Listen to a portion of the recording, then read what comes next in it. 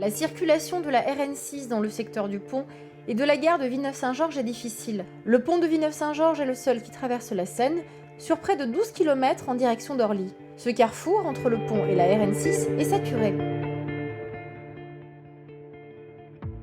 Les nombreux véhicules souhaitant rejoindre Orly se stockent sur la voie de gauche pour tourner vers le pont. Ce tourne à gauche est ainsi responsable de remontées de fil pouvant s'étendre jusqu'à 1,5 km. Aujourd'hui, ce carrefour doit supporter un trafic trop important avec des flux difficilement conciliables.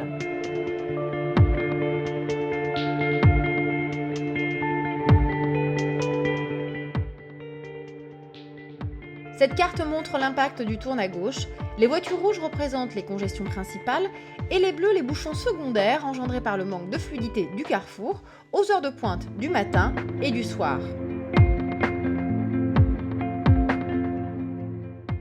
Au nord du pont, au niveau de la place Sémar, on constate des difficultés de circulation. Elles sont dues à l'aménagement actuel de la place. Cette zone de vie et d'échange est marquée par l'absence de passage piéton entre le centre-ville et la gare.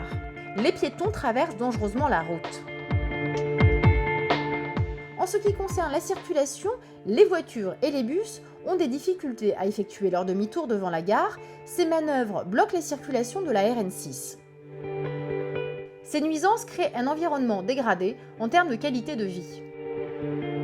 La priorité à droite depuis le centre-ville vers la RN6 n'est pas adaptée au trafic. Elle contribue aux embouteillages dans le secteur.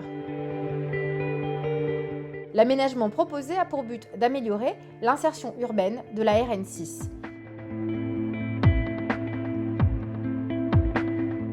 Usagers de la route, piétons et transports en commun doivent tous trouver leur place sans pénaliser les autres. La circulation autour de la place Sémar doit être organisée et sécurisée.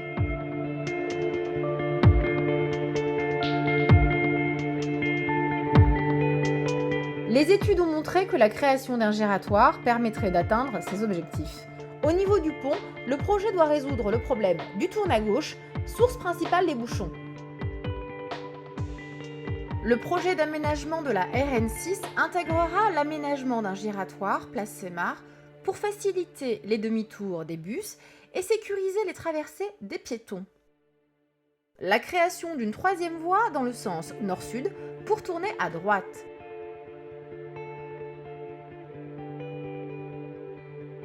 L'allongement de la voie de stockage au niveau de l'avenue de Melun pour tourner à gauche.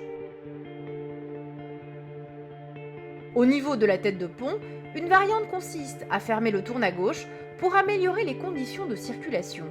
Une deuxième alternative consiste à maintenir le tourne à gauche au niveau de la tête de pont. Cette solution permet d'améliorer les conditions de circulation au nord du pont, mais n'apporte pas d'amélioration significative au blocage rencontré au niveau de la tête de pont dans le sens sud-nord.